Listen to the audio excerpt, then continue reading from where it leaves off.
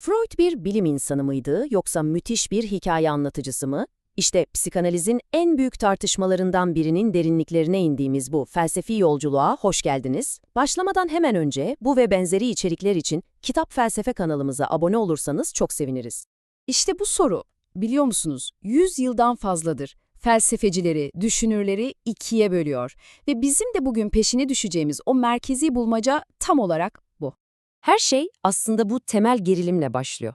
Düşünsenize, Freud kendisini sonuna kadar bir bilim insanı olarak görüyordu. Ama teorilerinin bilimsel olup olmadığı neredeyse en başından beri sürekli bir saldırı altındaydı. İşte bu eleştiriler o kadar yoğunlaştı ki, Jürgen Habermas ve Paul Ricoeur gibi felsefenin dev isimleri sahneye çıktı ve adeta bir kurtarma operasyonu başlattı. Dediler ki, biz psikanalizi bu bilim savaşları alanından tamamen çıkaracağız. Peki bu operasyonda kullandıkları araç neydi? Hermenötik. Yani amacı nedenleri bulmak olmayan, daha çok anlamı yorumlamaya odaklanmış o derin felsefi disiplin. Bakın, bu tablo aslında her şeyi özetliyor. Tartışmanın tam kalbinde yatan o iki farklı dünya görüşü. Bir yanda doğa bilimleri var. Amacı ne? Nedensel açıklamalar bulmak, ampirik testler yapmak. Diğer yanda ise hermeneutik var. Onun derdi ise bambaşka. İnsan deneyiminin o derinliklerindeki anlamı yorumlamak, onu kavramak. Yani onlara göre bir psikanaliz seansı öyle beyaz önlüklerin giyildiği bir laboratuvar değil. Daha çok neye benziyor biliyor musunuz? Bir edebiyat eleştirmeninin bir metni yorumlamasına. Amaç, bir semptomun nedenini bulmaktan ziyade o semptomun hastanın hayat hikayesi dediğimiz o büyük metin içindeki anlamını çözmek. İşte tüm argümanlarının özü de bu Almanca terimde yatıyor. Scientistisches Selbstmissverständnis, yani bilimselci kendini yanlış anlama. Diyorlardı ki Freud'un en temel hatası buydu. Aslında yaptığı şey saf bir yorumlama pratiğiyken kendisinin doğa bilimi yaptığını zannetmesiydi.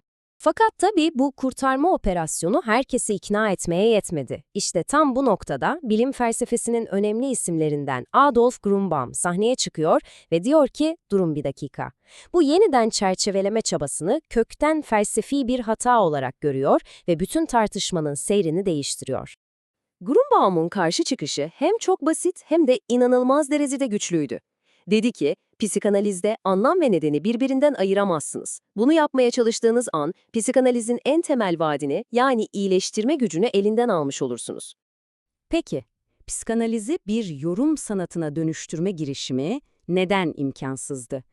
İşte şimdi Grünbaum'un eleştirisinin tam kalbine, o felsefi çatışmanın merkezine iniyoruz. Şimdi Grünbaum'un o meşhur mantığını gelin adım adım takip edelim. Bir hasta bir semptomla geliyor, tamam. Psikanaliz bu semptomun anlamını arıyor, buna da tamam. Ve bu anlam genellikle bastırılmış bir arzu veya anı olarak bulunuyor. Ama işte her şeyin değiştiği o 4. adıma geldik. Psikanaliz diyor ki bu bastırılmış arzu o semptoma neden oldu. İşte bu bir yorum değil, bu artık test edilmesi gereken, kanıtlanması gereken apaçık bilimsel bir hipotez. Yani işin kilit noktası tam olarak bu. Öyle kanıtlama yükünden kaçmak için nedensel bir iddiaya bu sadece bir yorum diyemezsiniz. Eğer bastırılmış bir çocukluk anısı kişinin köpeklerden korkmasına neden oldu diyorsanız bu bilimsel bir iddiadır ve bilimsel kanıt gerektirir, kaçışı yok. Grünbaum bu savunma için çok keskin bir ifade kullanıyor. Flunkere. Yani bir nevi felsefi el çabukluğu, bir tür entelektüel hilekarlık. Hermenötikçilerin aslında hem pastam dursun hem karnım doysun demeye çalıştığını söylüyor. Yani psikanalizin o çekici açıklama gücünü tutalım ama bu gücün getirdiği bilimsel sorumluluktan kaçalım. Grünbaum'a göre bu mümkün değil. İşte bu söz Grünbaum'un argümanını mükemmel bir şekilde özetliyor aslında. Diyor ki, hermenötikçiler bir yandan psikanalizin nedensel açıklama gücüne sımsıkı sarılırken, diğer yandan onu doğrulamak için şart olan bilimsel yöntemleri reddediyorlar. Bu, diyor, kabul edilemez bir çelişkidir. Bütün bunlar da bizi kaçınılmaz bir sona, yani Grünbaum'un Freud'un projesinin tamamı hakkındaki o net ve oldukça sarsıcı nihai kararına getiriyor. Grünbaum, psikanalizi alıp bizzat Freud'un kendisinin iddia ettiği o bilimsel standartlara vurduğunda vardığı sonuç çok acımasız. Freud'un eserinin temelini oluşturan argümanlar wesently fehlerhaft, yani temelden kusurlu. Ve bakın, bu öyle birkaç fikre yönelik bir eleştiri değil. Hayır, Bu, Freud'un kendi klinik teorisi için iddia ettiği o kocaman bilimsel temelin tamamına yapılmış bir meydan okuma.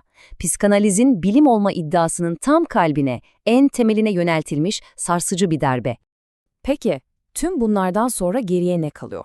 Eğer bilimsel temelleri bu kadar çürükse, nasıl oluyor da Freud'un fikirleri hala rüyalarımızı, aşklarımızı, korkularımızı, kısacası kendimizi anlama biçimimizi bu kadar derinden şekillendirmeye devam ediyor? İşte bu, belki de felsefenin cevaplaması gereken en ilginç sorulardan biri.